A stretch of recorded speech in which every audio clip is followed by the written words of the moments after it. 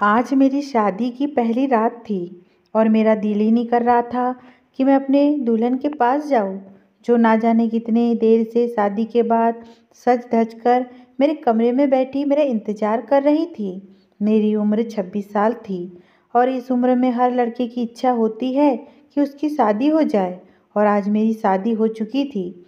मेरे घर में शादी का बस एक छोटा सा फंक्शन रखा गया था। कुमकुमों की लाइट से थोड़ा सा घर को सजाया गया था, ताकि यह महसूस हो सके कि इस घर में कोई खुशी का माहौल चल रहा है। यह घर मेरा नहीं था, बल्कि मेरी मुंह बोली मौसी का था। उनके पति का काफ़ी सालों पहले देहांत हो चुका था और मेरी मासी अकेली रहती थी और मैं भी अकेला था। इसलिए मासी ने मुझे कहा, तुम मेरे बेटे बनकर रहो। मेरा कोई बेटा नहीं है। मासी मेरी माँ की सहेली थी और सगी बहनों की तरह दोनों में प्यार था। एक ही मोहल्ले में रहते थे, साथ खेलकर और पढ़कर बड़ी हुई थी, और यह साथ उनका मरते दम तक नहीं छूटा था। मेरी माँ के जाने के बाद भी मेरी माँ की यह सहेली मुझे बहुत प्यार करती थी और मुझे भी वह मेरी सगी माँ से ही लगती थी। उन्होंने कहा, तुम मेरे बेटे बनकर मेरे पास रहो। मेरा कोई बेटा नहीं है। मुझे भी एक घर की ज़रूरत थी और मासी को सहारे की ज़रूरत थी। इसलिए मैं बिना झिझक उनके घर में रहने के लिए आ गया। मैं पिछले 3 साल से इस घर में रह रहा था। यहाँ पर मासी और उनकी छोटी बेटी रहती थी। 3 साल पहले मासी की बेटी की उम्र 12 साल की थी और मैं उसे बच्चों की तरह ही समझता था। लेकिन वही 12 साल की बच्ची आज 15 साल की होकर मेरी दुल्हन के रूप में ही मेरे कमरे में बैठी हुई थी। वह कमरा जो मासी ने इस घर में मेरे नाम का रखा हुआ था, और मैं 3 साल से इसी कमरे में रहता था। लेकिन मेरे जहनो गुमान में भी नहीं था कि मेरी शादी मेरी मुंह बोली मासी की 15 साल की बेटी से हो जाएगी। वह अंदर कमरे में बैठी हुई थी और मैं बाहर टीवी हॉल में सोफे पर बैठा हुआ था। मासी शायद सोने के लिए चली गई थी और जो थोड़े बहुत मेहमान थे वह भी घर वापस चले गए थे।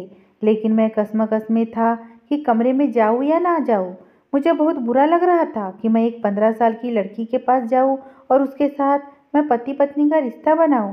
मुझे सोचते हुए भी अजीब लग रहा था कि मैं उस छोटी सी बच्ची के साथ सुहागरात मनाऊं, क्योंकि वह जैसे भी थी अभी बहुत ही कम उम्र की थी और छोटी बच्ची ही थी। मैंने बस अपनी मासी के कहने पर यह शादी की थी। हाँ, अगर रागनी थोड़ी सी बड़ी होती, वह 15 की जगह 18 या 20 की होती, तो फिर भी मैं शादी से खुश हो जाता, क्योंकि वह बहुत ही प्यारी लड़की थी और मुझे उससे शादी करने पर कोई एतराज़ न होता। मुझे एतराज़ सिर्फ और सिर्फ रागनी की कम उम्र पर था। उससे ज़्यादा मुझे कोई मतलब नहीं था। लेकिन मासी ने कुछ इस तरह से मुझे जज्बाती तौर पर ब्लैकमेल किया कि मैं इनकार न कर सका। मैंने तो मासी से यह तक कह दिया कि मैं अभी रागनी के साथ फेरे ले लेता हूँ, लेकिन विदाई बाद में कर देना। जब वह बड़ी हो जाएंगी तो आप उसकी विदाई कर देना। तब तक मैं अपने दोस्त के पास दुबई चला जाता हूँ और वहाँ कुछ काम धंधा करूँगा, कुछ पैसे भी हो जाएंगे। उसके बाद आप भले ही विदाई कर देना, मुझे कोई ऐतराज़ नहीं होगा। लेकिन मासी कहने लगी, नहीं, मुझे विदाई भी आज ही करनी है। मुझे विदाई वाली बात समझ नहीं आई। असल में तो हम एक ही घर में रहते थे। ऐसा नहीं था कि इस घर से दूसरे घर रागनी को विदा होकर जाना था। विदाई से पहले मेरा मतलब यही था कि जिस तरह से पति पत्नी एक रिश्ते में बन जाते हैं, एक दूसरे से फिजिकल होते हैं, वह शुरुआत हम अभी नहीं करेंगे। जब रागनी बड़ी हो जाएंगी तब करेंगे, यानी आज से 4-5 साल के बाद। क्योंकि मैं इतनी छोटी सी लड़की से शादी करने को कानूनी जुर्म समझता था, और यह वाकई कानूनी जुर्म था। इसलिए खामोशी से मासी ने मेरी शादी करवा दी थी। वरना अगर बात पुलिस तक पहुंच जाती तो पुलिस हमारे घर आ जाती, क्योंकि इस मामले में कानून भी बहुत सख्त हो चुका है। इस शादी को लेकर मैं काफ़ी हद तक डरा हुआ भी था। मेरा फ्यूचर भी शादी की वजह से खराब हो सकता था। अगर किसी ने पुलिस में जाकर या कोर्ट में जाकर चुगली कर दी कि मैंने एक कम उम्र लड़की से शादी की है, तो यकीनन मुझे कोई ना कोई सज़ा तो मिल ही जानी थी। मैं इन्हीं सोचों में गुम होकर हॉल में सोफे पर बैठा हुआ था कि मेरी मासी के कमरे का दरवाज़ा खुला और वो बाहर आ गई और मेरी तरफ हैरत से देखने लगी और मुझसे कहा, तुम अभी तक अपनी दुल्हन के पास नहीं गए हो? वो तुम्हारा इंतज़ार कर रही है। मासी के मुंह से अब बात सुनकर मुझे ना जाने क्यों अजीब लगा था। मैं अपने दिमाग में सवाल को के जवाब सोच रहा था कि मासी को क्या जवाब दूँ। मैं उनसे क्या कहता कि मैं दुल्हन के पास नहीं जाना चाहता। यह कहकर मैं मासी से नज़रें चुरा ली थी। अगर वह वाकई में दुल्हन बनने के काबिल होती तो मुझे जाने में कोई ऐतराज़ नहीं था, लेकिन वह तो एक छोटी सी 15 साल की बच्ची थी और उसकी उम्र तो गुड़ियों से खेलने की थी। मैंने कहा कि मेरी तबीयत ठीक नहीं है, तो मासी ने कहा कोई बहाना नहीं चलेगा, तुम्हें अपनी दुल्हन के पास जाना होगा। मैं बड़े अरमानों से अपनी बेटी की शादी तुमसे की है, अब इस तरह से तुम मेरी बेटी को धुतकार नहीं सकते हो। मासी की बात पर मैं हैरान हो गया। यह धुतकारने वाली बात कहाँ से आ गई? वह शायद मेरी बात समझते हुए भी नहीं समझ पा रही थी। मजबूरन मुझे वहाँ से उठना पड़ा और रागिनी के पास जाना पड़ा।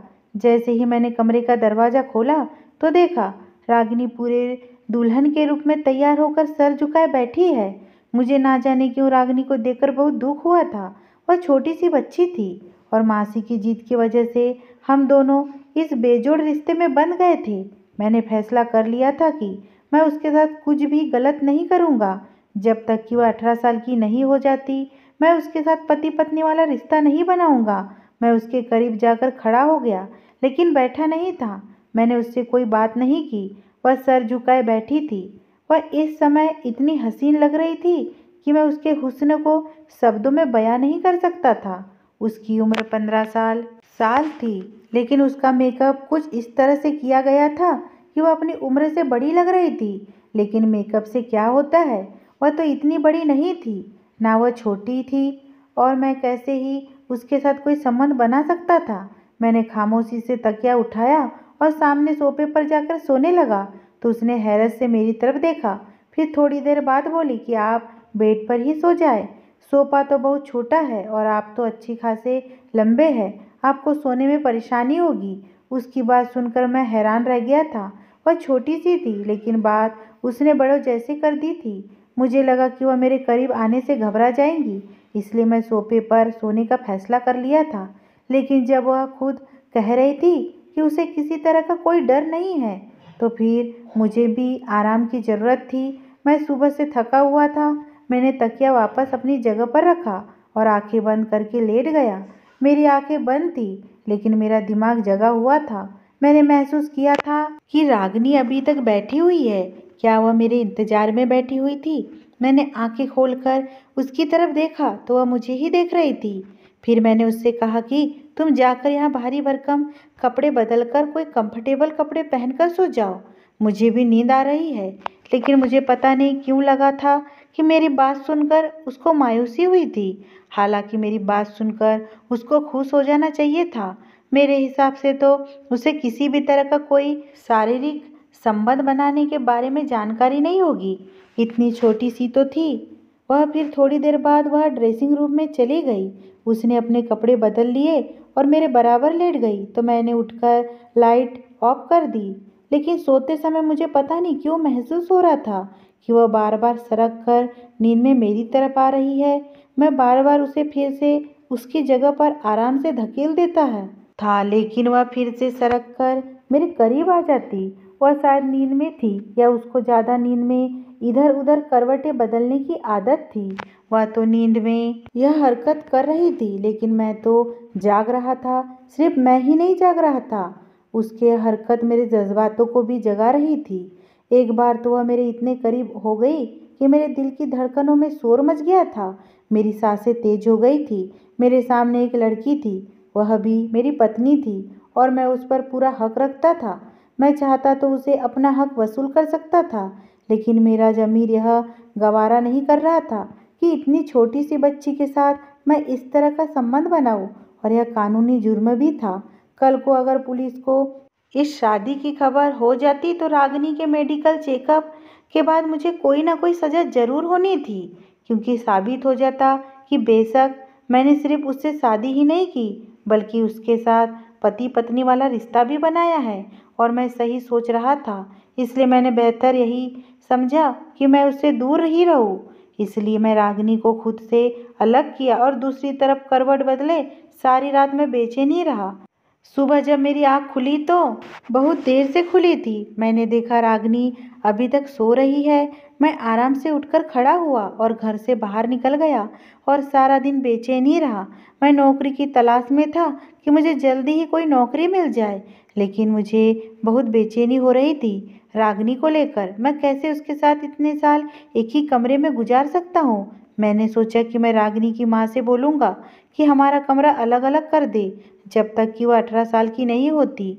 रागिनी एक ऊंचे लंबे कद की लड़की थी और बेहद खूबसूरत थी। शरीर भी काफ़ी भरा भरा था। वह 15 साल की लड़की नहीं लगती थी, 16-17 साल की लगती थी। खूबसूरत इतनी थी कि किसी गुड़िया की तरह लगती थी, लेकिन मैं तो उसे हमेशा बच्चों की तरह ही ट्रीट किया था।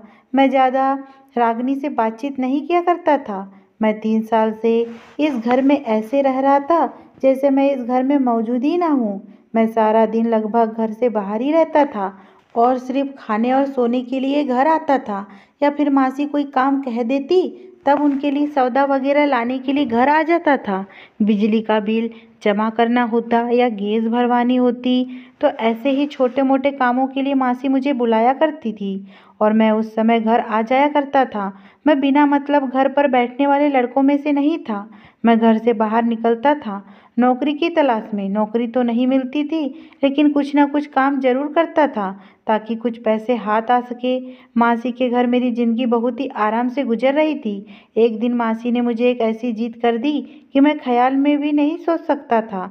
मासी की तबीयत तो थोड़ी खराब हुई थी, तो उन्होंने मुझे बुलाया और कहा कि मेरी ज़िंदगी का कोई भरोसा नहीं है, मैं चाहती हूँ कि तुम मेरी बेटी से शादी कर लो।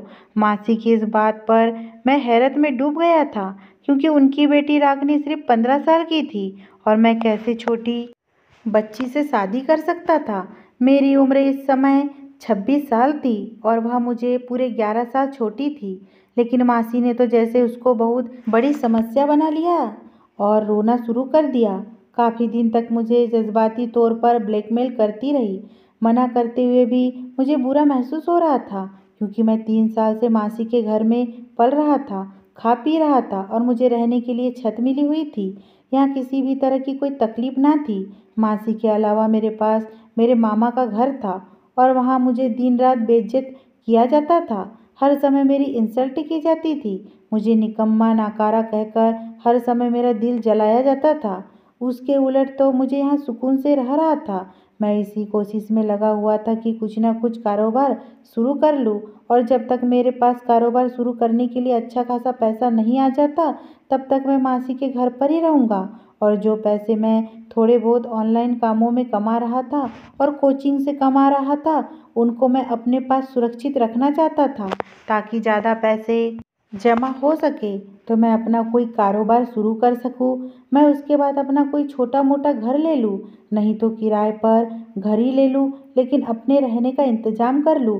लेकिन मैं इतने जल्दी खर्चा नहीं कर सकता था। मैं तो खाने पीने की चीज़ों में भी खर्चा नहीं करता था।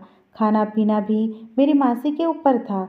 अपने खाने पीने का खर्चा तो मैं कमा ही लेता था, लेकिन मैं उसको भी संभाल कर रखता जा रहा था। अपने पास बस मेरी मासी थी जिसने मुझे सहारा दिया, मुझे कभी निकम्मा होने का ताना नहीं दिया और मुझे बगैर दिल दुखाए अपने पास रखा।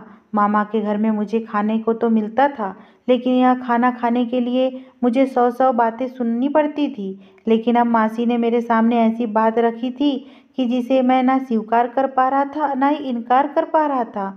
मासी के मुझ पर इतने एहसान थे कि मैं उन्हें इनकार कर ही नहीं सकता था, लेकिन यह मामला इतना नाजुक था कि मैं हाँ भी नहीं कर पा रहा था। अगर मैं इनकार कर देता तो यकीनन मासी का दिल टूट जाता। वैसे भी वह अभी इतनी बड़ी बीमारी से उभर कर उठी थी। उनके हार्ट में प्रॉब्लम हो गई थी। डॉक्टर ने उन्हें कोई भी सदमा देने से मना किया था और मैं उन्हें कोई सदमा नहीं देना चाहता था। अगर मेरी वजह से मासी को कुछ हो जाता तो मैं जिंदगी भर खुद को माफ़ नहीं कर पाता। दूसरा, मेरी इस बात से मासी का दिल दुख सकता था। वह मुझे इस घर से निकाल भी सकती थी, या फिर शायद वह मुझे अपने घर में रख भी लेती, लेकिन मैं उनसे नज़रें मिलाने के काबिल न रहता। बहुत सोचने के बाद मैं उनकी बेटी से शादी करने की बात मान गया, लेकिन मेरी यह शर्त थी कि विदाई 5 साल के बाद की जाए। लेकिन मासी की बात सुनकर तो मेरे सर पर धमाका हुआ जब उन्होंने कहा कि उन्हें विदाई भी साथ ही साथ करनी है। मैंने कहीं ऐसी भी कोई मुसीबत नहीं आई है कि जल्दी विदाई हो। मैं कहीं भागने वाला नहीं हूँ और भगवान की कृपा से अब आप बिल्कुल ठीक हो, आपको कुछ नहीं होगा। तो मासी ने कहा, कुछ भरोसा नहीं है, कल को तुम्हें कोई और लड़की पसंद आ जाए और तुम मेरी बेटी को छोड़ दो और दूसरी लड़की के पीछे लग जाओ, क्योंकि अब तुम भी जवान खून हो। कोई भी लड़की तुमको अपनी मोहब्बत के जाल में फंसा सकती है और फिर तो मेरी बेटी की ज़िंदगी बर्बाद हो जाएगी। तुम सोचोगे कि एक शादी ही तो है, तुम्हारे बीच कोई पति पत्नी वाला रिश्ता नहीं है और ना बच्चों की डोर है जो तुम्हें बांध कर रखेंगी। इस रिश्ते को ख़त्म करना तुम्हारे लिए आसान है, इसलिए मैं चाहती हूँ कि तुम्हारी विदाई भी हो जाए और तुम दोनों पति पत्नी की तरह रहने लग जाओ। मासी ने तो हर तरफ से मेरा रास्ता बंद कर दिया था।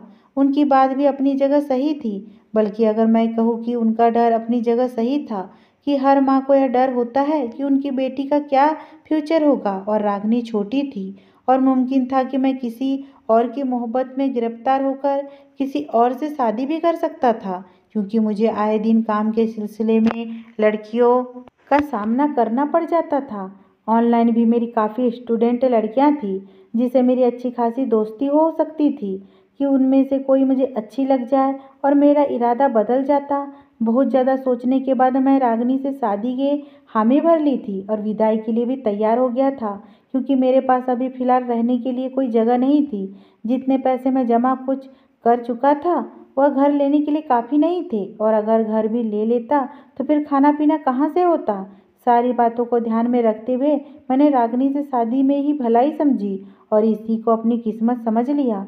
सोचा बस कुछ साल इंतजार करता हूँ, वह बड़ी हो जाएंगी, उसके बाद ही मैं उसके साथ कोई रिश्ता बनाऊंगा। बस ठीक है, जिंदगी अच्छी गुजर जाएंगी रागनी के साथ। या फिर यह भी हो सकता है कि बड़ी होकर रागनी का दिमाग बदल जाए और खुद ही शादी के लिए इनकार कर दे, क्योंकि मैं उसे पूरे 11 साल बड़ा था। अगर वह ऐसा करती तो मेरे लिए यह आसानी हो जाती और मेरा रास्ता साफ हो जाता। लेकिन रागिनी की हरकतें तो मुझे कुछ और ही पता दे रही थी। वह इतनी भी छोटी नहीं थी जितनी छोटी मैं उसे समझ रहा था। मैंने महसूस किया कि वह बहाने से वो मेरे करीब होने की कोशिश करती। फिर मुझे लगा कि यह शायद मासी की पढ़ाई हुई पट्टियाँ हैं, कि उन्होंने ही रागिनी को यह समझाया होगा कि किसी तरह वह मुझसे पति पत्नी वाला रिश्ता बना ले, ताकि जल्दी ही रागिनी उम्मीद से हो जाए और हम दोनों एक मजबूत डोर में बन जाए। मुझे मासी की इस सोच पर अफसोस हो रहा था। उन्हें अपनी बच्ची की सेहत की चिंता नहीं थी, बस उसका फ्यूचर सुरक्षित करना था। मैं कोई भागा तो नहीं जा रहा था, लेकिन कुछ समय बाद मेरा यह ख्याल भी गलत साबित हो गया कि मासी की पढ़ाई हुई पट्टियाँ हैं। मैंने महसूस किया कि रागिनी तो खुद इस टाइप की है। उसका दिमाग वक्त से पहले बड़ा हो गया है। वह हर समय सोशल मीडिया का इस्तेमाल करती है और ऐसी ऐसी चीज़ें देखकर शायद उसे इस रिश्ते के बारे में सब कुछ मालूम था और उसके जज्बातों में उबार पैदा हो गया था और मैं उसका पति था। इसलिए वह सोच रही थी कि जल्द से जल्द मैं उसके करीब आ जाऊं। इस उम्र में लड़कियों में शारीरिक हार्मोन के बदलाव शुरू हो जाते हैं और उन्हें यह इच्छा बहुत ज़्यादा हो जाती कि कोई लड़का उनके बहुत करीब हो जाए। यह उम्र लड़कियों की बहुत ही नाजुक उम्र होती है। कहते हैं इस उम्र में लड़कियों को माँ बाप के केयर की बहुत ज़्यादा ज़रूरत होती है। अगर ऐसे में उनके ऊपर ध्यान ना दिया जाए तो अपने राह से भटक जाती है। और रागिनी भी उसी उम्र से गुजर रही थी। उसके अंदर बदलते जवानी के हार्मोन्स उसे तंग कर रहे थे। शायद रागिनी को यह इच्छा थी कि मैं उसके करीब जाऊं और मैं उसका पति था, और इसलिए वह बेधड़क मेरे सामने आ जाती थी, कभी बिना दुपट्टे के तो कभी रात के समय नेट की मैक्सी पहने मेरे सामने आकर खड़ी हो जाती थी। रात में हम एक ही बेड पर सोते थे तो वह मेरे करीब आ जाती, इतना करीब कि मैं अपने ऊपर कंट्रोल खोने लगता था। अच्छे से तैयार होकर और मुझे अपनी तरफ खींचने की कोशिश करती थी। वह अभी सिर्फ 10th क्लास में थी और जब उसे स्कूल छोड़ने जाता तो मेरी बाइक पर मुझसे चिपक कर बैठने की कोशिश करती थी।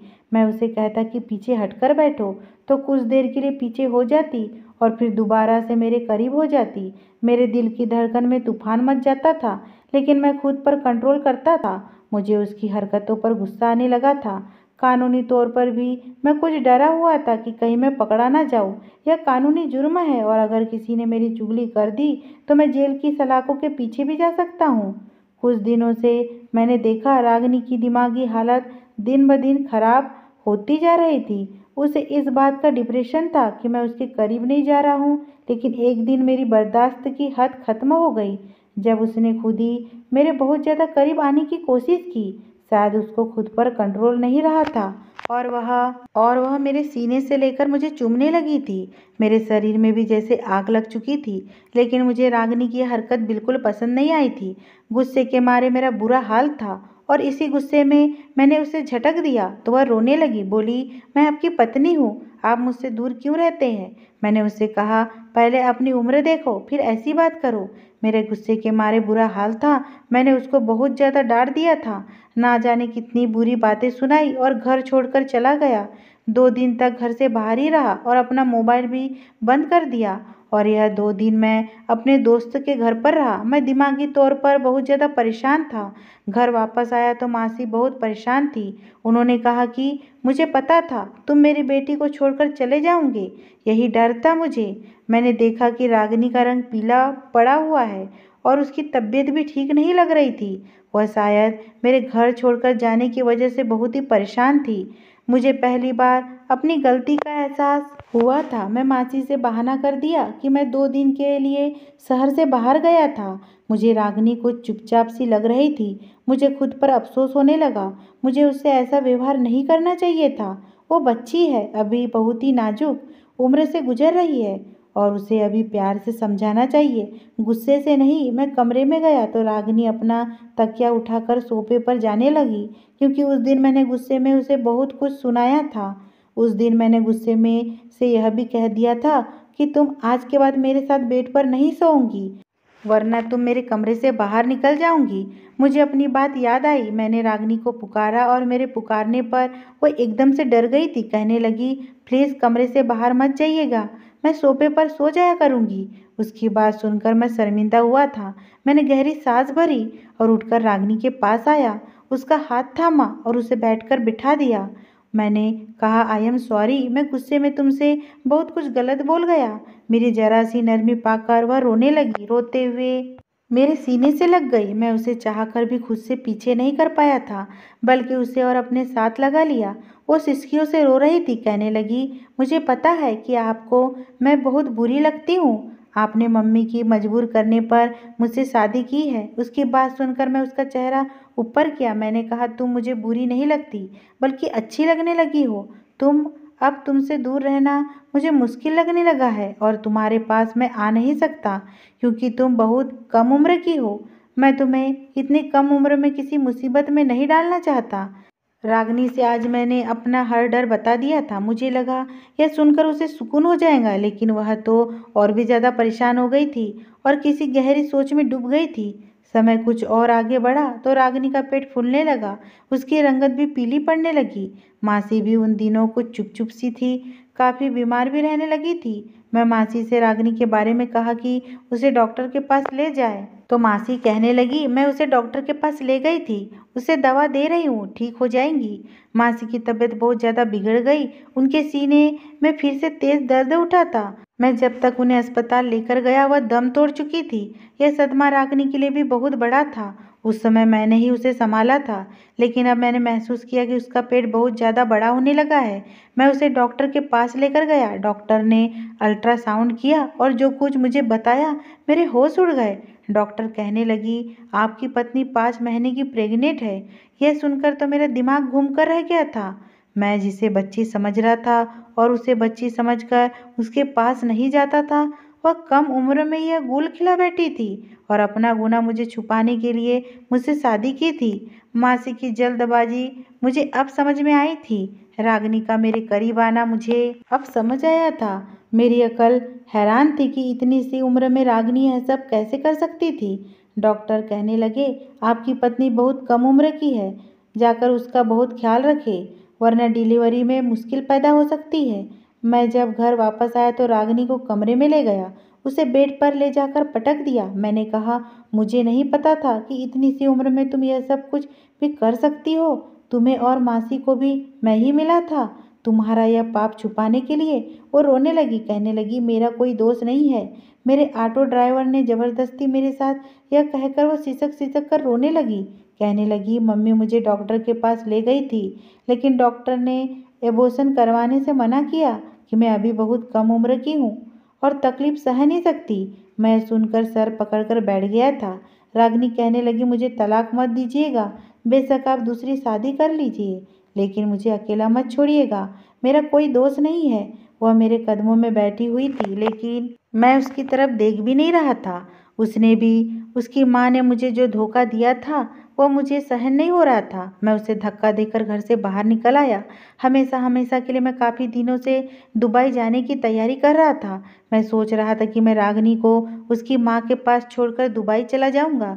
4-5 साल दुबई में रहूंगा और तब तक रागिनी 19-20 साल की हो जाएंगी और फिर मैं उसके साथ अपनी शादीशुदा ज़िंदगी की शुरुआत करूंगा। लेकिन आज जो सच मेरे सामने खुलकर आया था, मेरी हस्ती को हिलाकर रख दिया था। दुबई जाने के मेरे पास सारे पेपर तैयार थे। मैं अगले ही दिन रागिनी को बिना बताए दुबई चला आया। उस समय मेरे दिमाग में बिल्कुल नहीं आया था कि वह अकेली कम उम्र लड़की जो कि माँ बनने वाली थी, और अभी तो उसके पास उसकी माँ भी नहीं थी, वह अकेली थी, उसका क्या होता, मैंने बिल्कुल भी नहीं सोचा था। उस समय मैं बस गुस्से में था और गुस्से में यह फैसला मैंने कर लिया था। मैं उसे छोड़कर दुबई आ गया और काम की तलाश में लग गया। कुछ महीनों बाद मुझे एक अच्छी जगह नौकरी मिल गई थी और मैं अपनी ज़िंदगी में व्यस्त हो गया था। मुझे नहीं पता मेरे पीछे से रागिनी का क्या हुआ था, लेकिन जो कुछ मैंने किया था शायद गलत किया था और यह एहसास मुझे चैन से रहने नहीं देता था। मैं रातों को उठकर बैठ जाता। रागिनी का ख्याल मुझे परेशान करता था और 2 साल के बाद मैं हिंदुस्तान वापस आया था, क्योंकि मेरा 2 साल का कॉन्ट्रैक्ट था वह ख़त्म हुआ था और मुझे 2 महीनों की छुट्टियां मिली हुई थी। सच कहूँ तो मैं सिर्फ रागिनी की खातिर हिंदुस्तान आया था, वरना हिंदुस्तान में मेरा था ही कौन। मेरा दिल इन 2 सालों में बहुत बेचैन रहा और मेरा जो 2 साल का एग्रीमेंट था उसके ख़त्म होते ही मैं सीधा हिंदुस्तान आया था। मैं एक बार फिर अपनी आंखों से देख लेना चाहता था कि रागिनी ठीक है या नहीं, उसके बाद मैं निश्चित हो जाता। लेकिन घर आकर जो मैंने देखा, मेरी आंखें फटी की फटी रह गई थी। क्या वह वाकई रागिनी थी? एकदम हड्डियों का ढांचा वह सामने सोफे पर पड़ी हुई थी। चेहरा ऐसा जैसे किसी ने पीला रंग लगा दिया हो। हाथ पैर सूखकर लकड़ी के समान हो गए थे। मैं तड़प कर उसके पास पहुंचा था। उसने आंखें खोलकर मुश्किल से मुझे देखा था। मुझे देखकर शायद उसे विश्वास नहीं आया था। उसने मुझे छूकर महसूस किया। मैंने कहा, रागिनी, हाँ मैं ही हूँ। और फिर उसकी आंखों से आंसू बहते चले जा रहे थे। वो रोने लगी और बोली, तुम्हारे जाने के बाद मैं बहुत तकलीफ सही है हार्दिक। पता नहीं भगवान ने अब तक मुझे जिंदा क्यों रखा है, वरना शायद मैं मर तो उसी दिन जाती जब मुझे एक मरे हुए बच्चे को जन्म दिया था। वह तकलीफ याद करती हूँ तो अब भी सहम जाती हूँ। उस समय मुझे तसल्ली देने वाला कोई भी मेरे पास अपना नहीं था। वह अपनी आप बीती सुना रही थी और मैं बस सुन रहा था। मेरा दिल उसकी हालत पर खून के आंसू रो रहा था। उसकी हालत का जिम्मेदार सिर्फ और सिर्फ मैं था। वो कहने लगी, तुम्हारे जाने के बाद मेरा कोई नहीं था। पापा की जो पेंशन आई थी उससे मैं अपना खर्चा चला रही थी, लेकिन जिंदगी जीने की कोई उम्मीद ही नहीं बची थी। बस मर जाने की दुआएं मांगा करती थी। मैं तुम्हें इस बात का कसूरवार नहीं ठहराती, क्योंकि तुम्हारे साथ भी धोखा ही हुआ था, लेकिन शायद गलती इसमें मेरी भी नहीं थी। जो कुछ हुआ था मेरे साथ जबरदस्ती किया गया था। मैं उसे बाहू में उठाकर अस्पताल लेकर भागा था। उसके सारे चेकअप होने के बाद पता चला कि उसे टीबी हो गया था। मैं उसे अपने साथ दुबई ले आया और वहीं उसका इलाज करवाने लगा। 1 साल बाद लगा था उसे बिल्कुल ठीक होने में। मैंने उसे हाथ जोड़कर माफ़ी मांग ली थी। मैंने कहा, मुझे माफ़ कर दो। जो कुछ मैं किया, मैंने गुस्से में कदम उठाया था। मुझे ऐसा नहीं करना चाहिए था। रागिनी का दिल वाकई बहुत बड़ा था। उसने मुझे माफ़ कर दिया। उस दिन मैंने रागिनी को सच्चे दिल से अपनी बाहों में भरा था, उसे अपनी पत्नी स्वीकार किया था। हमने अपनी ज़िंदगी की नई शुरुआत की थी। अगर ये स्टोरी आपको पसंद आई हो दोस्तों और चैनल पे नए हो तो प्लीज़ मेरे चैनल को सब्सक्राइब करना बिल्कुल ना भूलें।